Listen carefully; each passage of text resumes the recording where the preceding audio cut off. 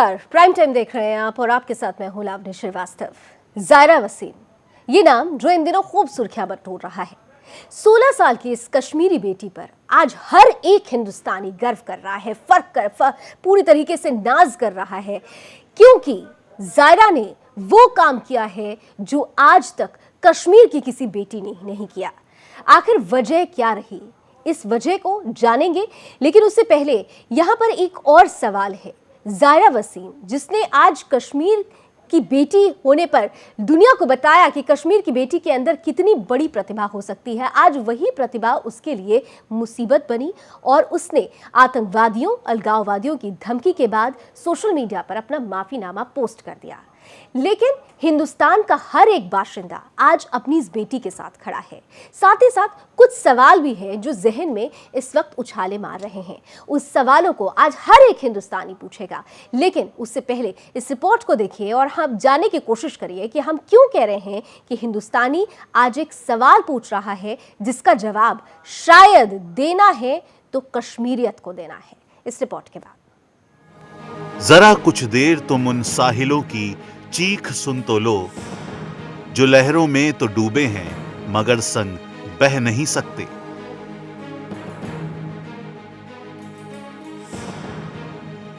यहां समुंदर है हिंदुस्तान और साहिल यानी किनारे हैं कश्मीरी युवा, जो हिंदुस्तान की मुख्य धारा में बहने के लिए बेकरार हैं, मगर आतंकी और अलगाववादी हैं कि उन्हें तालिबानी जहर देकर जहरीला बना रहे हैं और जिहाद और इस्लाम के नाम पर भारत विरोध की तालीम दे रहे हैं। कुछ यही हालत है कश्मीर में रहने वाले युवाओं की, जिन्हें आतंकवादी जीने नहीं दे रहे हैं और उनका युवा मन अपने देश हिंदुस्तान के लिए कुछ करने का जज्बा खत्म नहीं होने दे रहा। हम बात कर रहे हैं कश्मीरियत और हिंदुस्तान की शान जायरा वसीम की, जिसका फिल्मों में काम करना और सूबे की सीएम महबूबा मुफ्ती का जायरा की तारीफ करना कश्मीरी अलगाववादियों और आतंकवादियों को पसंद नहीं आया। उस पर से सूबे की सीएम महबूबा मुफ्ती ने विधानसभा में जायरा को कश्मीरियत की शान बताते हुए उसकी तारीफ कर डाली। अलगाववादियों को सीएम के इस बयान से और भी मिर्ची लग गई। उन्हें लगने लगा कि कहीं कश्मीरी युवा जायरा से प्रेरणा लेकर आतंकियों के बहकावे के दायरे से बाहर न निकल जाएं। आखिर अलगाववादियों को बुरहान वानी की जरूरत है, ना कि जायरा जैसी बेटी की, और ना ही 2015 में आईएएस में दूसरा स्थान पाने वाले युवा अतहर आमिर उल शफी खान जैसे बेटे की। सारे पाकिस्तान के पिट्ठू तोते की तरह जायरा को तरह तरह से ताना मारने लगे। 16 साल की मासूम जायरा को यह भी नहीं समझ आ रहा था कि आखिर उसने ऐसा क्या कर दिया है जो सारे पाकिस्तान परस्त उसके पीछे पड़ गए हैं। इसी उधेड़बुन में जायरा ने सोशल मीडिया पर एक माफीनामा भी डाल दिया, क्योंकि जायरा नहीं चाहती थी कि उसकी तमन्नाएं परवान चढ़ने से पहले ही आतंकियों की बर्बरता की भेंट चढ़ जाएं। जायरा की इस बेबसी पर पूरे हिंदुस्तान की आंखें भर आईं। भारत की एक बेटी आखिर कैसे समंदर की कुछ मामूली आतंकी लहरों से जिंदगी का दंगल हार जाए, ये हो नहीं सकता था। सभी बड़े बड़े लोगों ने सोशल मीडिया पर जायरा का हौसला बढ़ाया। यहां तक कि फोगाट बहनों ने भी उससे यही कहा, हमने भी अपनी जिंदगी के दंगल बड़ी मुश्किल से जीते हैं, पीछे मत हटना जायरा, हम तुम्हारे साथ हैं। जायरा ने दंगल फिल्म में रेसलर गीता फोगाट के बचपन का रोल निभाया है। कश्मीर में समानांतर सत्ता चलाने वाले इन अलगाववादियों के लिए भी अब एक मजबूत सर्जिकल स्ट्राइक की जरूरत है, जिससे कि इनकी 7 पुश्तें ये याद रखें कि अब भारत के अभिन्न अंग कश्मीर में उनकी औकात एक चींटी जितनी भी नहीं है। इन सब अलगाववादियों को अब लात मारकर देश से बाहर करने की जरूरत है। Bureau report, Sudarshan news.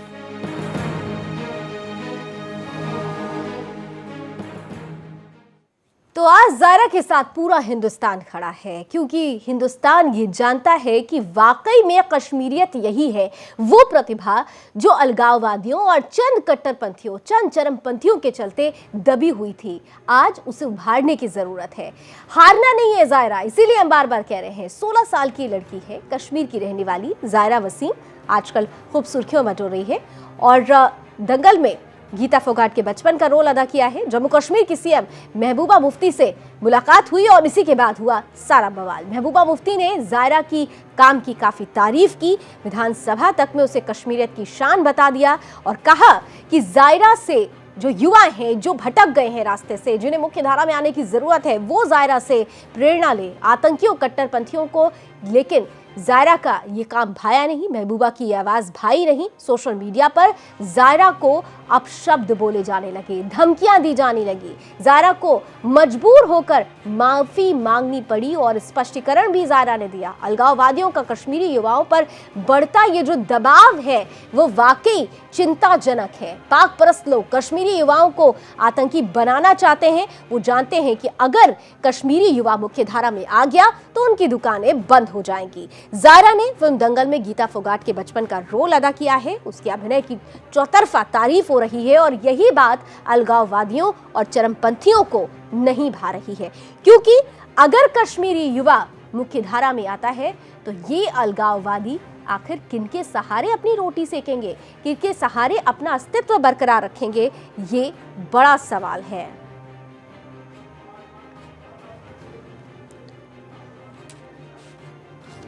और जम्मू कश्मीर से इस वक्त एक खास मेहमान हमारे साथ फोन लाइन पर जुड़ रहे हैं। बीजेपी प्रदेश अध्यक्ष सत शर्मा जी हमारे साथ फोन लाइन पर जुड़ रहे हैं। सत शर्मा जी, बहुत बहुत स्वागत है आपका सुदर्शन न्यूज में।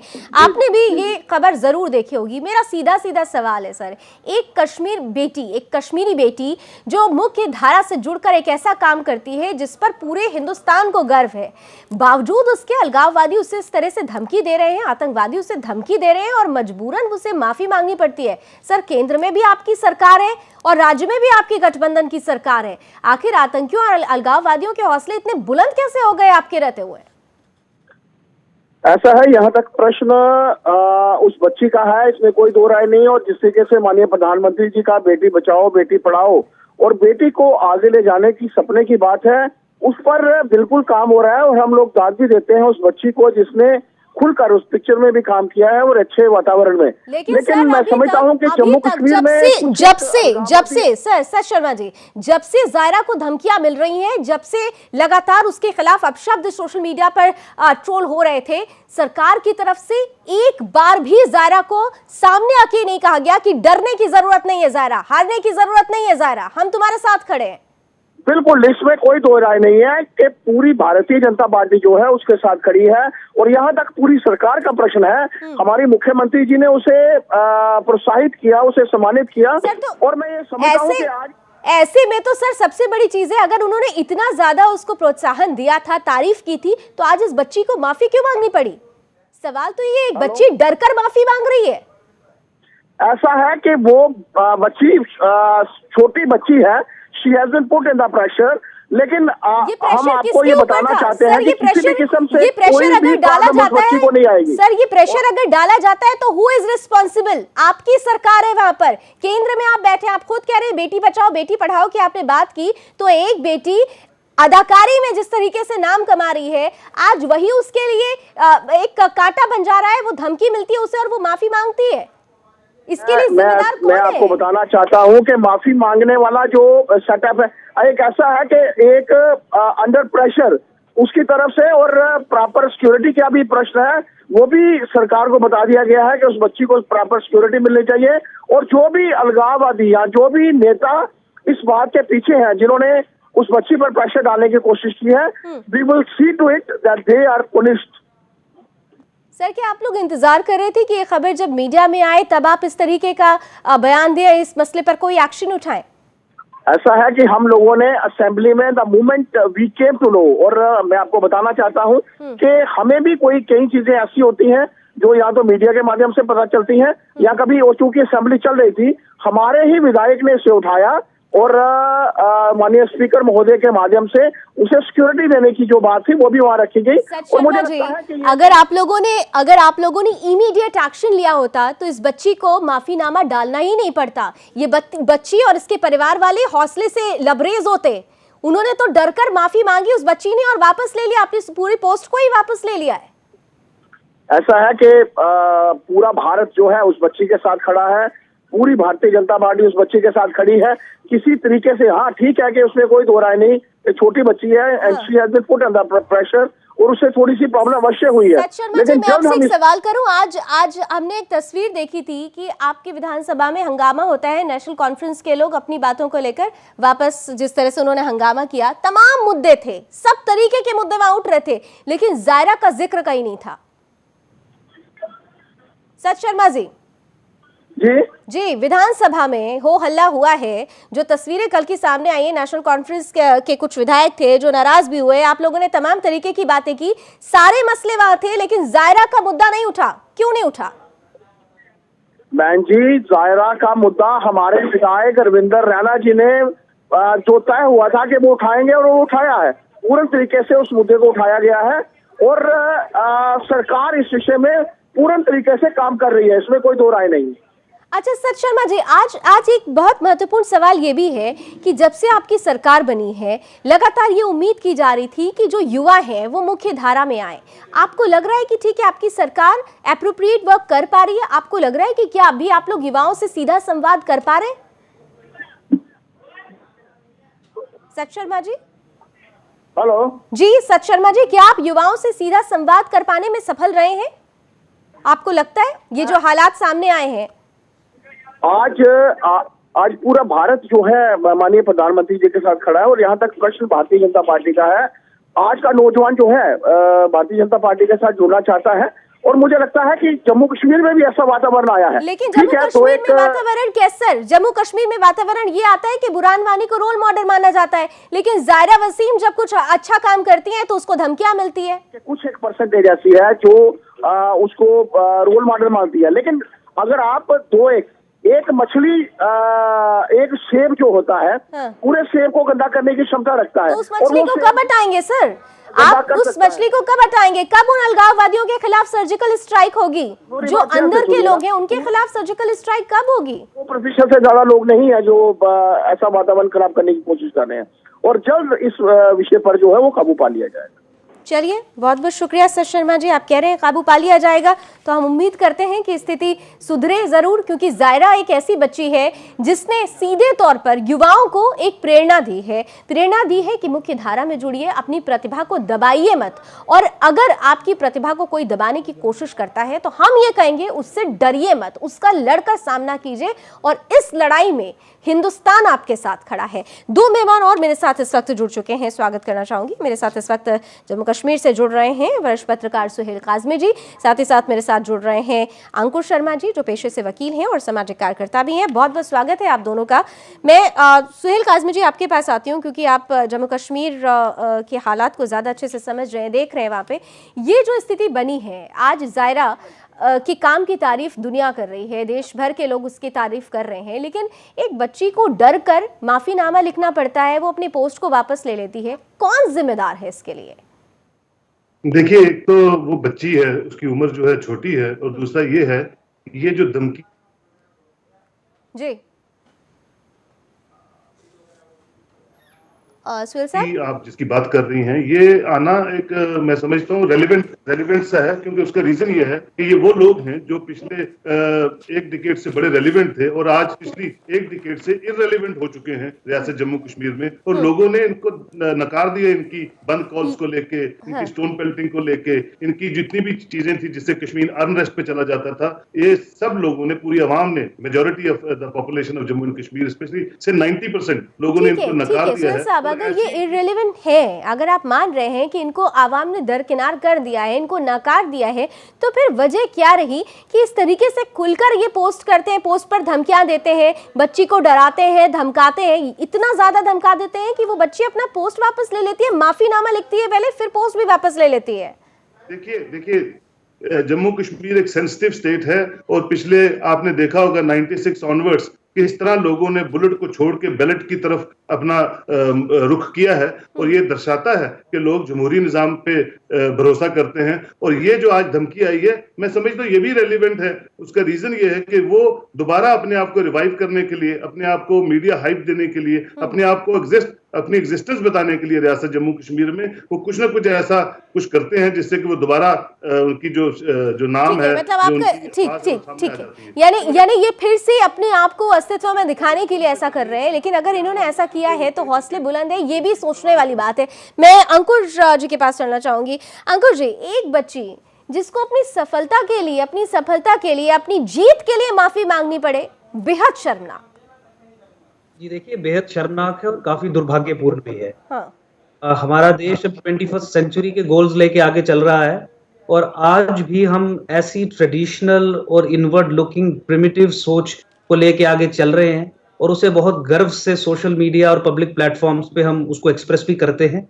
और बहुत दुर्भाग्यपूर्ण है, बहुत दिल से मतलब दिल दुखा है, क्योंकि युवा है, हम भी उसी कैटेगरी में आते हैं। इस तरीके से इतनी अच्छी प्रतिभाशाली लड़की के पीछे ट्रोल करना, उसको अपशब्द लिखना और अपनी गलत मानसिकता का शिकार बनाना, ये बहुत दुर्भाग्यपूर्ण है। डेमोक्रेटिक सेटअप में, एक प्रोग्रेसिव नेशन में जिसका 21st सेंचुरी का कुछ गोल हो, जो डेवलपमेंट की बात करता हो, इस तरीके की चीजों को बिल्कुल भी टॉलरेट नहीं करना चाहिए। जहां तक स्टेट अथॉरिटीज की बात है, उनको स्ट्रिक्ट कॉग्निजेंस लेनी चाहिए इस इश्यू में, और मे बी उन लोगों के अगेंस्ट जो शरारती तत्व इसमें हैं, या लोगों ने जिन्होंने पब्लिक ओपिनियन को इन्फ्लुएंस करने की कोशिश की गलत तरीके से, उनके कार्रवाई अगेंस्ट करनी एक्शन चाहिए। होना चाहिए। लेकिन यहाँ पर सवाल ये है कि जैसा कि अभी सुहेल काज़मी ने भी कहा कि ये वो लोग हैं जो अब समझ रहे हैं कि इनका अस्तित्व खत्म हो रहा है, ये कहीं ना कहीं से फिर से अपने आप को एक शो ऑफ करने के लिए कि हम अभी हैं, ये मत सोचिए कि हम खत्म हो गए हैं, हम अभी हैं, ये ऐसी हरकतें कर रहे हैं।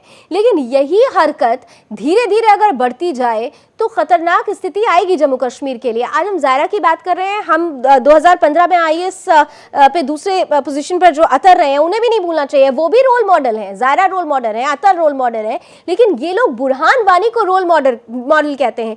क्या आपको लगता है कि बीती सरकार हो या फिर वर्तमान सरकार हो, युवाओं के साथ जो संवाद होना चाहिए था, जो संवाद होना चाहिए, वो कहीं ना कहीं से अभी कमतर पड़ रहा है? अंकुर जी।